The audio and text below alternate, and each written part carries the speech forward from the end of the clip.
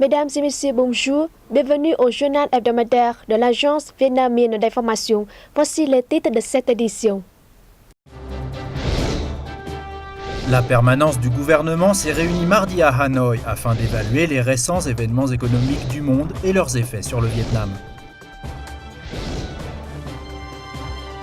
Le Forum économique d'automne 2015, ayant pour thème « Économie du Vietnam, intégration et développement durable », a permis de discuter de plusieurs questions économiques importantes du pays. À la fin de ce journal, VNews vous dira tout sur le pont de Saigon, un témoin muet de la libération du Sud et de la réunification nationale, et une preuve du développement vigoureux de Ho Chi Minh Ville ces 40 dernières années.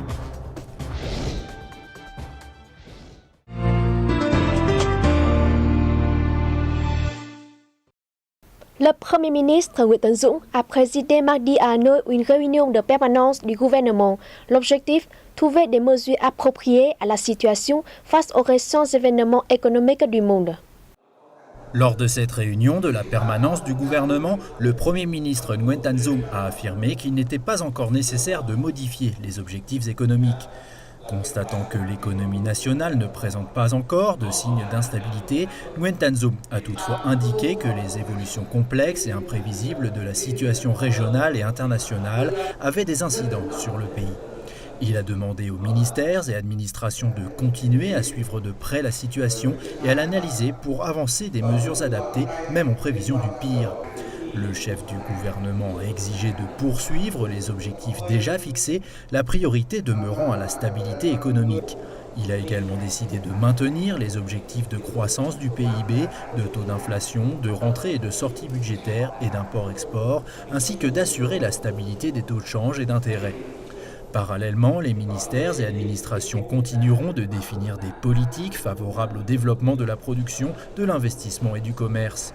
Ces derniers jours, les cours mondiaux du pétrole ont fortement baissé, ce à quoi se sont ajoutées la dépréciation du yuan, les fluctuations de plusieurs marchés des valeurs et des modifications de taux de change dans plusieurs pays. Devant cette situation, les premières réactions du Vietnam sont estimées opportunes et adéquates.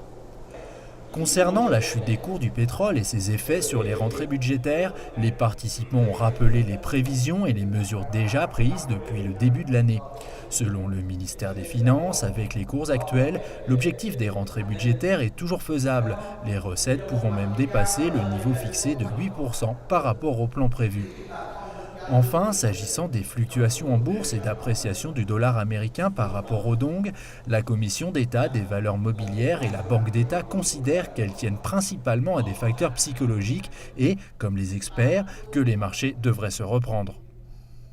La diplomatie vietnamienne a fêté son 70e anniversaire avec une grande cérémonie le 27 août à Hanoï en présence du président Trương Tấn Sang. Ces 70 dernières années, la diplomatie va toujours de pair avec la nation. À cette occasion, le chef de l'État a rappelé les contributions notables de la diplomatie aux victoires des conférences de Genève en 1954 et de Paris en 1973, à la levée de l'embargo du Vietnam après la guerre, ainsi qu'au renouveau depuis son lancement en 1986. À ce jour, le Vietnam a établi des relations diplomatiques avec 185 pays, des relations économiques avec 224 marchés sur les 5 continents. Il a notamment établi des partenariats stratégiques et interro avec plusieurs grands pays. Il a adhéré en outre à plus de 500 accords bilatéraux et multilatéraux et attiré près de 260 milliards de dollars d'investissements directs étrangers. Ces succès sont dus à de nombreux facteurs dont le plus important, selon le chef de l'État, est la direction du Parti communiste du Vietnam, dont on peut tirer de grandes leçons valables pour aujourd'hui comme pour demain. Le président a demandé à la diplomatie de continuer de promouvoir les intérêts nationaux qui, selon lui, sont à privilégier. Il est aussi nécessaire de bien saisir les politiques du parti, de poursuivre la réforme, d'améliorer les analyses et les prévisions et de s'intéresser davantage aux ressources humaines. Lors de la cérémonie, le président vietnamien a décerné l'ordre de l'Étoile d'or au ministère des Affaires étrangères et ce pour la 2e fois. Au nom de tous les cadres de son ministère, le vice-premier ministre et ministre des Affaires étrangères, Phạm Bình Minh, s'est engagé à développer les acquis et à réaliser de nouvelles avancées au service du développement et de la défense du pays. Le Forum économique d'automne 2015 ayant pour thème Économie du Vietnam, intégration et développement durable a eu lieu le 27 août dans la province de Thanh Hóa au centre. Cette année, ce forum se concentre sur l'évaluation des résultats du processus d'intégration du Vietnam à l'économie mondiale depuis son adhésion à l'Organisation mondiale du commerce, mais aussi sur les engagements bilatéraux et multilatéraux du Vietnam. Ces derniers temps, le gouvernement vietnamien a signé et mis en œuvre plusieurs accords bilatéraux importants, dont l'accord commercial bilatéral Vietnam-États-Unis. Le vice-président de l'Assemblée nationale, Uông Chu Lưu, a estimé que la préconisation d'intégration internationale était juste, indiquant cependant les faiblesses dans sa mise en œuvre, dont la faible compétitivité, la lenteur de la réforme administrative et le manque de main-d'œuvre qualifiée. Il a demandé de prêter attention au secteur agricole, industriel, du commerce et du travail, facteurs importants dans le processus d'intégration internationale. Victoria Quaka, directrice de la Banque mondiale au Vietnam, a estimé que les succès du Vietnam, notamment dans l'agriculture, dans l'intégration, étaient très importants avant de se déclarer convaincue que l'intégration servira de base pour que le Vietnam se développe plus fortement encore, contribuant à en faire un pays industrialisé et modernisé. Le centre de télévision de l'agence vietnamienne d'information VNews a organisé lundi à Hanoï une cérémonie pour célébrer le 5e anniversaire de sa fondation, 25 août. Participant à l'événement, le président du comité central du Front de la Patrie du Vietnam, Nguyen Thanh Nhan, a espéré voir VNews continuer de se rénover et d'améliorer encore la qualité et les contenus de ses publications, en particulier dans l'information extérieure, la présentation des lignes politiques du parti et de l'État et les progrès socio-économiques du pays. L'agence vietnamienne d'information, et VNews en particulier, a-t-il souligné, devrait lancer plusieurs rubriques ou programmes en langues étrangères afin de présenter le pays aux amis internationaux ainsi que les acquis du renouveau. À l'occasion, il a offert à VNews un drapeau dont le contenu reprend sa devise « exact, opportun, partout, tout le temps, humain ». Dans son discours, le directeur général de l'agence vietnamienne d'information, Nguyen Doc Loy, a affirmé que l'ensemble du personnel de l'agence ferait de son mieux pour accomplir les tâches que lui ont confiées le parti, l'État et le gouvernement afin de faire de la VNA un centre national d'information digne de la confiance du parti et de l'État, ainsi qu'un prestigieux groupe média de la région. En sa qualité de chaîne d'information au service de la politique et des activités de sensibilisation de la population du pays, VNews a travaillé dur pour diffuser des informations correctes, rejetant les informations inexactes et répondant aux besoins des téléspectateurs vietnamiens comme étrangers.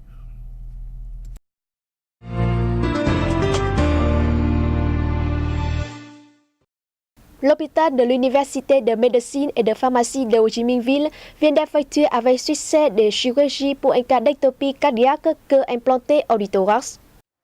La fillette de 16 mois, originaire de la province de Bình Dương au sud, figure parmi les plus de 150 cas d'ectopie cardiaque dans le monde. Elle était particulièrement vulnérable et sa vie courait un grand danger. En juin dernier, elle a été admise à l'hôpital de l'Université de médecine et de pharmacie de Ho Chi Minh Ville. Les spécialistes de nombreuses facultés ont dû travailler ensemble afin d'opter pour la meilleure solution. Les premières interventions chirurgicales ont eu lieu le 26 juin et le second le 29 juin. La santé de l'enfant s'est ensuite améliorée et elle est sortie de l'hôpital le 3 août. C'est la première fois que des médecins vietnamiens effectuent avec succès de telles opérations pour un cas d'ectopie cardiaque. Plusieurs grands hôtels à Ho Chi Minh Ville utilisent les fruits vietnamiens comme ingrédient principal dans le menu afin de les faire découvrir ou redécouvrir à un public étranger. Une initiative qui a reçu un accueil enthousiaste de la part des intéressés. C'est la première fois que ces deux touristes américains effectuent un voyage au Vietnam. Ils sont enchantés, tant par l'accueil de la population locale que par la diversité de la gastronomie et notamment des fruits que le pays cultive. J'ai entendu parler de certains fruits tropicaux. Ils sont délicieux. Avant de retourner aux États-Unis, j'essaierai d'en acheter. Je viens de goûter certains fruits ici. J'en ai déjà mangé chez moi, mais ils ne sont pas bons et pas sucrés comme ici. J'espère en ramener quelques-uns aux États-Unis. Depuis plusieurs années, les grands hôtels à Ho Chi Minh Ville utilisent les fruits vietnamiens comme ingrédient principal dans leur menu et leurs événements importants, contribuant à présenter le goût typique de ces fruits aux touristes, notamment étrangers. Toutes les espèces que l'hôtel Rex a utilisées pour l'élaboration de son menu sont 100% vietnamiennes. Par ailleurs, l'établissement profitera au maximum des avantages des produits agricoles du pays pour aider les touristes étrangers à bénéficier de la sensation agréable de s'émanciper de la pesanteur d'un grand centre urbain comme Ho Chi Minh Ville. Nous installerons des marchés aux fruits dans l'enceinte de l'hôtel pour que les touristes puissent y goûter, en apporter dans leur chambre et même en acheter pour les ramener dans leur pays. Selon l'Association du tourisme du Vietnam, l'utilisation des fruits produits dans le pays, dans les hôtels et restaurants, ouvre un nouveau débouché pour les agriculteurs et contribue à présenter les avantages des fruits vietnamiens. C'est aussi l'opportunité pour eux de se démarquer des autres établissements et de séduire une clientèle plus large. En août, le secteur du tourisme du Vietnam a enregistré une croissance de 12% par rapport au mois de juillet et de 7,5% en glissement annuel selon l'administration nationale du tourisme du Vietnam. Concrètement, 664 985 touristes étrangers se sont rendus au Vietnam. Ainsi, entre janvier et août, le pays a accueilli plus de 5 millions de visiteurs étrangers, soit un recul de 7,5% sur un an. Au cours des 8 premiers mois de l'année, le pays a connu une forte augmentation de l'afflux de touristes en provenance de République de Corée, de Singapour et de Finlande, tandis que celui des touristes des pays asiatiques a chuté, Cambodgiens en tête, suivi des Laotiens, Thaïlandais, Chinois, Hongkongais, etc. Pendant la même période, 45,8 millions de Vietnamiens ont voyagé à travers le pays. Au total, le secteur du tourisme a réalisé 235 586 milliards de dong de chiffre d'affaires, soit une hausse de 2,7% par rapport à la même période de 2014. Au cours des mois restants de cette année, qui correspondent à la haute saison, le nombre de touristes étrangers au Vietnam, notamment américains et canadiens, continuera à augmenter.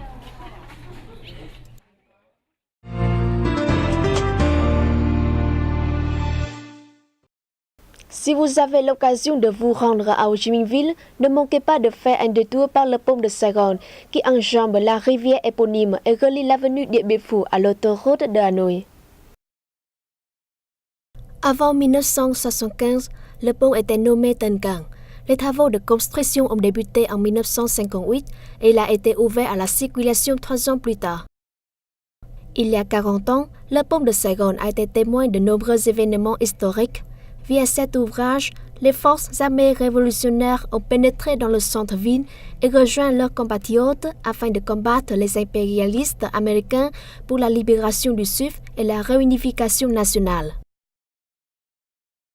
Aujourd'hui, les anciens combattants de l'offensive générale du printemps 1975 peuvent s'y promener au milieu de l'effervescence de la vie moderne, se rappelant comment les choses ont changé depuis la guerre. Dans le passé, les ennemis avaient mis en place des blocos le long du pont, ce qui empêchait nos forces de pénétrer dans le centre-ville.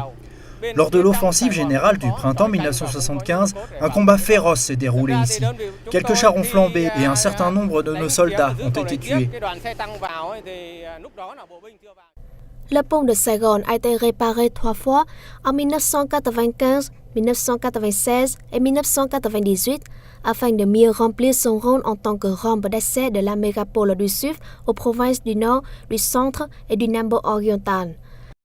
Du pont, vous pouvez voir d'un côté le site touristique de Văn Thánh, le restaurant de Tân Cang et un parc.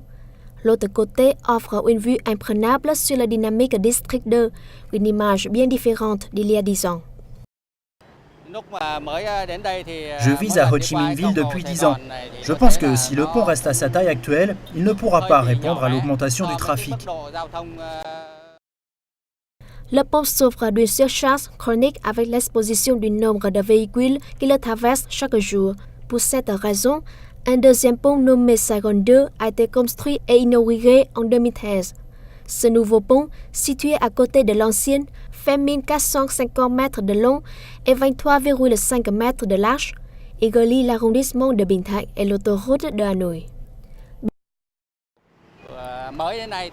Le nouveau pont devrait stimuler le développement économique de Ho Chi Minh Ville et plus généralement du pays, et contribuer également à améliorer le niveau de vie des habitants.